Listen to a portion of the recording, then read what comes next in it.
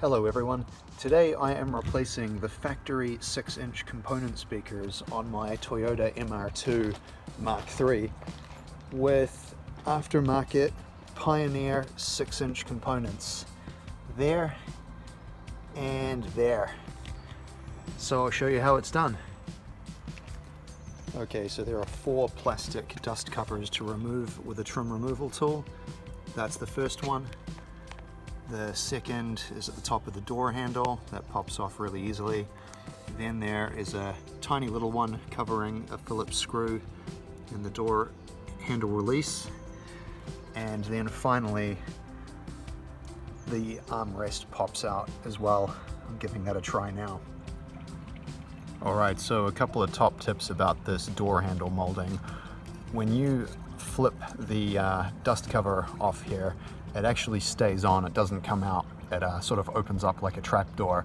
I pulled mine out and I actually snapped the little hinge on it, so I'm gonna have to glue mine back in. The other thing is that this does have to come out. It's hanging on by a couple of tabs there and on the underside, so you have to pop it up over those tabs to remove it.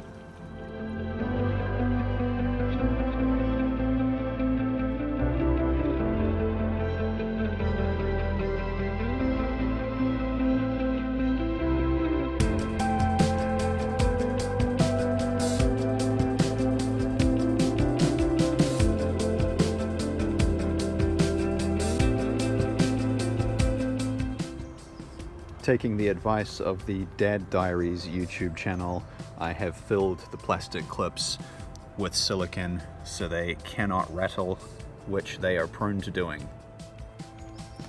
And this is the factory paper cone speaker, and that leads up to the component. As for the replacement speakers themselves, I've gone for Pioneers to match my rear speakers. I'm fairly brand agnostic, it's just that these were the best brand I could find for the lowest price when it came to getting 6-inch component speakers. These cost me about 40 British pounds, including postage. I see them between eBay and Amazon. They float around a lot between 40 and 50 British pounds, so shop around for a deal, and I will put a link to these particular ones in the description. And this is what you get in the box. These grills, not that you'll be needing them. That's the woofer. It's an injection molded cone, fairly small, shallow magnet on the back of it, so hopefully installation will be easy. There's no separate crossover device. It's just a small one that's integrated into this wiring, and then you wire the tweeter in parallel off that. It's a nice and small tweeter, so hopefully it'll fit under the trim fairly easily. There's these little mounts which can presumably change the direction of the tweeter a little bit.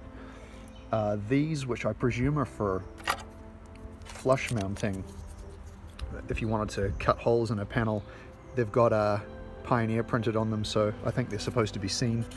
And then just a whole lot of like double-sided foam and screws, so we'll get stuck in now. Alright, so this is the factory speaker again. Now, the tricky thing with installing an aftermarket speaker is that this grey plastic mount with its 3 bolts is molded onto the speaker. It's all one unit and they do not detach. So when you unbolt this, you're left with a big gaping hole and not really anything to bolt your aftermarket speaker to. What I've seen other people do is get out a saw and chop away the factory speaker and discard it, and then they can reuse this grey plastic mounting ring on an aftermarket speaker, which shows a bit of ingenuity, but it's also looks like pretty hard work. So I have bought a adapter ring. These cost £7 on Amazon. I'll provide a link in the description, and we'll see if they work.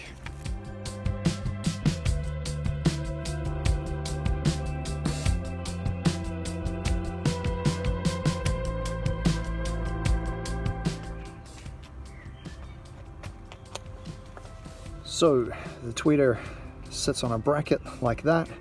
You just unscrew the back of it and pull off the glue. Then there's a zip tie to snip, and you can remove all the wiring too, and then reuse the bracket on the new tweeter.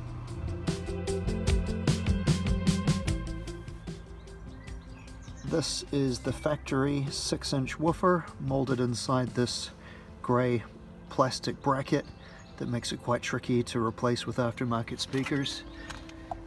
And this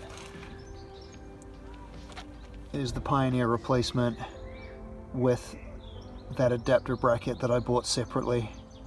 I've just drilled a little hole in the side of it to pull the wires through.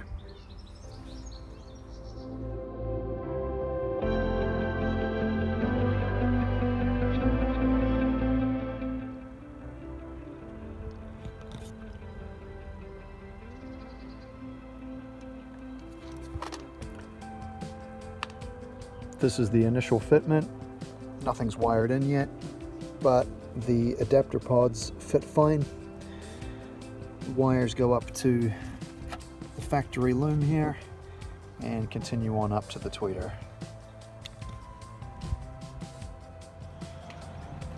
Okay, so using a multimeter, I have ascertained that the gray wire with a black stripe is your front right negative wire, and that leads through to the blue wire, which plugs into the factory woofer.